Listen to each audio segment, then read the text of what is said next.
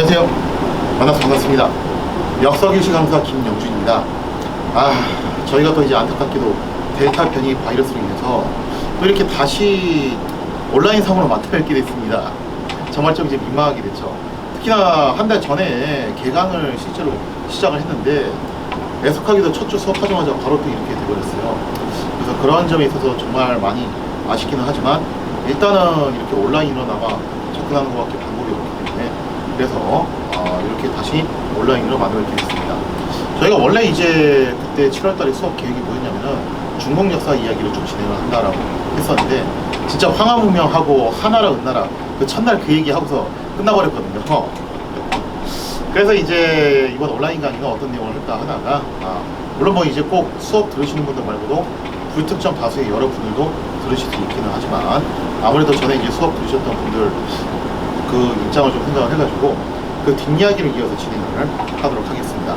그래서 오늘 이야기는 춘추 전국시대 중에서도 춘추시대에 대한 이야기를 한번 짚고 넘어가도록 할게요. 춘추시대, 우리가 이제 춘추 전국시대라고 많이도 알려져 있는데 사실 춘추 전국시대는 엄격하게 얘기하면은 춘추시대와 전국시대로 나눠져 있다고 볼 수 있어요. 그럼 한때에 뭉뚱그려가지고 우리가 춘추 전국시대라고 이야기를 하는 건데 춘추시대하고 전국시대하고 어떻게 다른 거냐. 본래는 이제 주나라였죠. 주나라가 이제 중국 황하문명 일대를 장악하면서 계속 이제 발전해 나가고 있었는데 그 주나라가 중간에 한번 크게 몰락하는 사건이 발생을 하게 됩니다. 그러면서 왕이 수도를 뺏기고서 어디로 도망을 치냐면은 원래 수도가 여기 호경이라는 지역이었는데 오늘날이 이제 시안이라고 불리는 데죠. 여기서 나급으로 노양, 낙양이라고 하는 데죠. 저기로 이제 수도를 이전을 하는 사태가 발생을 해요. 뭐 우리나라식으로 따지자면은 원래는 일어나면 안 되는 얘기긴 하지만 비유를 하자면은 뭐 북한군이 밀고 내려가지고 서울을 뺏기고 세종시로 이제 수도를 옮겼다. 이런 식으로 좀 이해를 해주시면 될 것 같아요. 자, 그러다 보니까 정부의 권위가 땅에 떨어질 수밖에 없는 상황이죠. 이제 더 이상 정부가 옛날만큼 지방 지역들을 컨트롤하기가 상당히 힘들어진다는 거예요. 말을 해도 들어먹질 않아요. 그래서 중요한 거는 주나라 왕은 여전히 이 나급의 수도를 정하고서 존재는 하고 있었습니다. 있기는 있었는데 더 이상 주나라 왕이 컨트롤을 할 수가 없는 상황에 놓이다 보니까 나중에 이제 각 지역에 있는 여러 제후들이 저마다 패권을 다투면서 들고 일어났던 시대가 오게 되니 그때를 우리가 이제 춘추시대라고 이야기를 하죠. 대략 한 서기한 770년경 무렵부터 죄송합니다. 대략 한 기원전 770년경 무렵부터 시작을 한다라고 볼 수가 있어요. 자, 그래서 이제 그때부터 춘추시대가 개막이 되는데요. 이 춘추시대, 전국시대하고 차이가 도대체 뭐냐. 춘추시대는요, 기본적으로 주나라 왕의 권위를 부정하진 않습니다. 주나라 왕의 권위를 부정하진 않고, 그래도 주나라 왕을 왕이라고 인정은 하고 있어요. 그래서 여기에 있는 수많은 나라들, 사실 이거는 굉장히 줄여서 나온 거고, 이때 당시 뭐 거의 100개도 넘는 그런 나라들이 있었다라고 해요. 나라라고 말하기는 좀 민망하고, 요즘식으로 따지자면 강서구 자체가 하나의 독자적인 세력을 구축을 해버린 거죠. 그래서 강서구 나라, 뭐 서초구 나라, 종로구 나라 이런 식으로 이제 분열이 됐던 시대가 춘추시대예요. 자, 그리고 각 지역에 있는 이 제후들이 주나라 왕을 인정을 해요. 근데 왕은 왕이지. 자기들은 그럼 뭐가 되려고 하는 거냐면은 왕을 대신해서 천하를 통치할 수 있는 힘 있는 사람, 그거를 이제 뭐라고 불렀냐면은 패자라고 불렀습니다. 그래서 각 지역에 있는 제후들은 패자가 되는 것이 기본적인 목표였다라고 볼 수가 있겠습니다. 자, 그래서 이때 당시에 각 제후들이 주나라 왕의 존재는 인정하되 우리가 왕을 대신해서 관장 노릇을 하겠다. 쉽게 말해서 그래서 패자의 길을 걷고자 했던 시대가 춘추시대입니다. 그럼 전국시대는 어떤 시대냐면은 더 이상 주나라 왕의 권위 자체를 인정하지 않겠다는 거예요. 그게 바로 이제 전국시대의 트렌드죠. 그래서 전국시대는 이게 딱 압축이 돼가지고 한 7개 정도 국가로 줄어들게 돼요. 그리고 이 전국시대의 국가들은 저마다 왕을 자처하게 됩니다. 그리고 이제는 하나의 중국을 만들기 위해서 보다 더 가열차게 통일전쟁을 진행했던 시기가 전국시대라고 볼 수가 있겠죠. 근데 쉽게 말하자면 춘추시대에는 왕의 존재를 인정하고 내가 왕까지는 아니고 반장이 돼가지고 천하질서를 내가 한번 바로잡아보겠다. 그게 춘추시대고, 전국시대는 그냥 내가 아예 왕이 돼가지고 이 중국 전토를 하나로 통일을 하겠다 라는 시대가 전국시대라고 볼 수가 있겠죠. 자, 이렇게 해서 춘추시대하고 전국시대로 나뉘게 되는데, 오늘은 이제 그 춘추시대에 대한 이야기입니다. 이 춘추시대에는 소위 말해서 패자라고 불리는 사람들이 존재를 했습니다. 그래서 그 패자가 총 5명의 패자가 있었는데요. 그 5명의 패자가 누가 있었냐? 먼저 왼쪽에서부터 제나라 환공, 그 다음에 진나라 문공, 그리고 글자가 조금 잘렸는데 초나라 장왕, 자, 그리고 오나라의 함려, 월나라의 부천, 이렇게 해서 총 5명의 패자가 존재했었다라고 볼 수가 있겠죠. 사실 뭐 이게 춘추 5패도 원래는 좀 설이 분분해요. 이거 말고도 더 치는 게 송나라 양공, 진나라 목공도 쳐야 된다, 뭐 그런 식으로 이제 주장하는 학자들도 있긴 있어요. 춘추 5패가 아니라 뭐 춘추 7패다, 뭐 그렇게 보는 사람도 있기는 한데, 근데 이제 기본적으로 가장 심플하게 말하는 것은 바로 이 5사람이라고 볼 수가 있겠죠. 자, 이 5사람이 패자라고 불리게 되면서 주나라 왕을 대신해서, 그야말로 이제 주나라의 왕을 대신해서 중국 천하의 질서를 바로잡았던 사람들이라고 볼 수 있습니다. 물론 바로잡는 방법은 힘으로 바로잡는 거죠. 다만 힘만 가지고서 될 수 있는 문제는 아니고, 힘 못지않게 나름대로 이제 정치적 명분, 그리고 덕망, 이런 것들도 어느 정도 필요는 했다라고 볼 수가 있겠죠. 자, 춘추시대에 존재했던 이런 패자들이 참 여러 사람들이 있는데요. 그 중에서 뭐 이 사람들 다 하나하나 언급하면 참 좋겠지만, 시간 관계상 그 중에서 이 장왕 이야기를 한번 좀 해보고자 합니다. 춘추시대에 패자가 된다는 게 어떤 걸 의미를 하는 거냐, 어떤 사람들이 주로 패자가 된다고 볼 수가 있겠느냐 했을 때, 장왕과 관련된 이런 스토리가 존재를 합니다. 이 장왕이 패자가 되기 위해서는 전쟁을 잘해야 되잖아요. 전쟁을 잘했어요, 실제로. 그래서 어느 날 전쟁터에 나가서 대승을 거둔 겁니다. 전쟁터에 나가서 대승을 거둬가지고 이제 부하 장군들이랑 같이 파티를 연 거죠. 야외에서 이제 파티를 열었는데, 밤에 이제 촛불 같은 거 켜놓고, 한참 이제 파티가 열리고 있었는데, 그때 갑자기 아주 어마무시한 강풍이 불어가지고 연회장 안에 있는 촛불들을 싹 다 꺼버리는 그런 사태가 일어나게 되죠. 요즘식으로 따지자면 정전이 갑자기 일어난 거예요.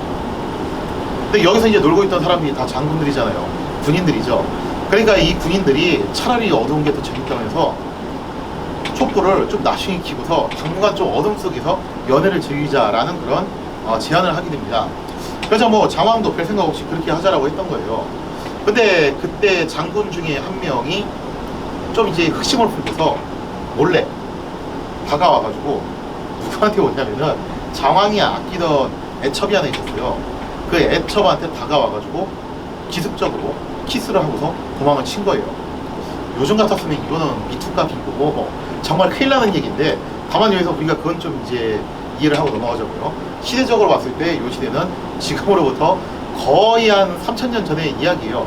한 2500년 전쯤 이야기이기 때문에, 그때 당시에 여성 인권하고 지금하고는 완전히 좀 얘기가 다르기 때문에 당시로서는 그냥 이게 일어날 수 있는 장난 중에 하나였습니다. 다만 문제가 뭐였냐면은, 감히 부하 장군이 왕의 애첩을 건드려도 오히려 이게 훨씬 더 큰 문제였죠, 그 시대에는. 근데 이 애첩도 보통 내기가 아니라가지고 재빨리 그 장군의 모자에다가 표식을 딱 찔러 넣어서 남겨놓은 거예요. 그리고 나서 쪼르르 장왕한테 달려가가지고 이야기를 한 거죠. 지금 어떤 장군이 감히 제 입술을 훔쳤는데 이거 붙잡아서 처벌을 해주십시오. 그 범인이 누군지 잡을 수 있는 방법이 있습니다. 제가 그 장군의 큰 모자에다가 나름의 표식을 남겨놨는데 불을 켜면은 바로 범인이 누군지 찾을 수 있습니다 한 거예요. 자, 그랬더니 장왕이 그 말을 듣더니 장군들한테 이렇게 얘기를 한 겁니다. 방금 전 어떤 장군이 내 애첩에 입술을 훔치는 그런 좀 다소 짓궂은 장난을 저질렀는데, 나는 그 범인이 누군지 찾지 않도록 하겠다. 오히려 이 어두운 연애 속에서 그만큼 장군들이 이 연애를 즐기고 있다는 것을 내가 그렇게 받아들이겠다 하면서 뭐라고 명령을 내리냐면, 전원 다 모자를 벗으라는 거예요. 그리고 나서 불을 켰죠.